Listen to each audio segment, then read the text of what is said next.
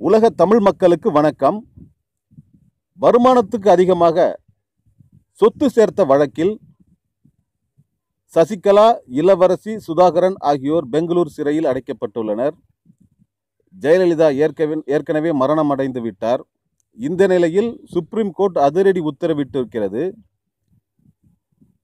அந்த உத்தரவின்படி ஜெயலலிதா, சசிகலா, சுதாகரன், இளவரசி ஆகியோர் பெயரில் உள்ள சொத்துக்களை பறிமுதல் செய்ய கோர்ட் அதிரடி உத்தரவிட்டுள்ளது.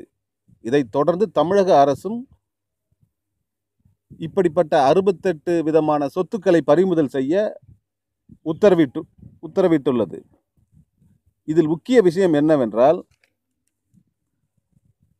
கொடநாடு எஸ்டேட் இதில் முக்கிய பங்கு வகிக்கிறது. இந்த கொடநாடு எஸ்டேட்டை பறிமுதல் செய்வதற்கு கோர்ட் உத்தரவிட்டுள்ளதுதான் மிகவும் முக்கியமானது. 900 ஏக்கர் பரப்பளவு கொண்ட கொடநாடு எஸ்டேட் இங்கே டீ தூளும் காப்பி தூளும் உற்பத்தி செய்யப்பட்டு வெளிநாடுகள், உள்நாடுகளுக்கு சப்ளை செய்யப்படுகிறது. இந்த டீ எஸ்டேட்டை தமிழக அரசு பறிமுதல் செய்ய கலெக்டருக்கு உத்தரவிட்டுள்ளது. இது சசிகலா, இளவரசி, சுதாகரன் ஆகியோர் மத்தியில் பெரும் கலக்கத்தை ஏற்படுத்தினாலும், சுதாகரன் மட்டும் கதறி கதறி அழுததாக பெங்களூர் சிறையிலிருந்து வரும் தகவல்கள் தெரிவிக்கின்றன.